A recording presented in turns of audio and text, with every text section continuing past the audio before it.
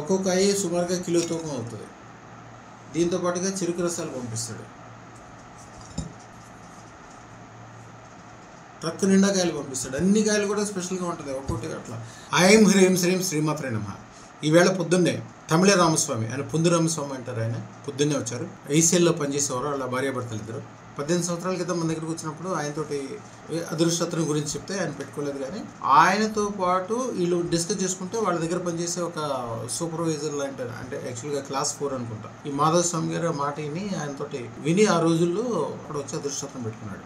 ఆయన పెట్టుకున్నప్పుడు సరే అదృష్టత్రం వీళ్ళు పెట్టుకోలేదు, కానీ ఆయన పెట్టుకున్నాడు. యాక్చువల్గా నూజుడి దగ్గర ఊరు, వాళ్ళ నాన్నగారికి 12 ఎకరాలు మామిడి తోట ఉందంటే నేనేం చెప్పానంటే, మీ నాన్నగారికి 12 ఎకరాలు ఉంటే నువ్వు కనీసం 120 ఎకరాలు భూమి కొనాలి. ఆయన ఏమన్నా అంటే వేళ, సార్ మీరు ఏదో సరదాగా అన్నట్టున్నారు, కానీ నేను సీరియస్గా తీసుకున్నా సార్, నేను చేస్తాను సార్ అని చెప్పి అన్నాడు. ఎయిర్పోర్ట్కి దగ్గరలో ఆ రోజుల్లో కొద్దిగా తక్కువ రేట్లో ఉంది. కరెక్ట్గా 128 ఎకరాల ల్యాండ్ తీసుకున్నాడు. దాంట్లో మామిడి తోట వేసాడు. మట్టి పట్టుకుంటే బంగారం ఆయన చెప్తుంటాడు. ఆయన సుమారుగా ఆయన తాలూకా సుమారుగా 200 మందికి పెట్టించుంటాడు అదృష్టత్నాలు. ప్రతి ఒక్కరికి, అల్లుళ్ళకి, కూతుళ్ళకి, కొడుకులకి, వాళ్ళకి సంబంధించిన వాళ్ళకి.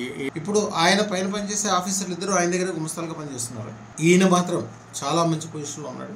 ఇదే నేను చెప్తాను, అదృష్టత్నం నేను ప్రత్యేకంగా గమనిస్తాను, అందరికీ ఎవరికో చెప్తాను. అదృష్టత్నం పెట్టుకున్న వాళ్ళు మీకు తెలవకుండానే మీ కోరికలన్నీ తీయటము, పెద్ద పెద్ద వ్యాపార వ్యవహారాలు సక్సెస్ అవటము, గొప్ప వాళ్ళు అవటం అయిపోతుంది. మామిడికాయలు పంపించిన ప్రతి సంవత్సరం ఒక ట్రక్ నిండా పంపిస్తాడు, సుమారుగా ఒక 5,000 కాయలు.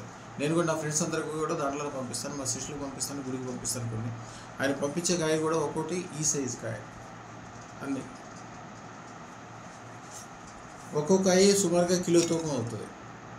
దీంతో పాటుగా చెరుకు రసాలు పంపిస్తాడు. ట్రక్ నిండా కాయలు పంపిస్తాడు. అన్ని కాయలు కూడా స్పెషల్గా ఉంటుంది, ఒక్కొక్కటి అట్లా.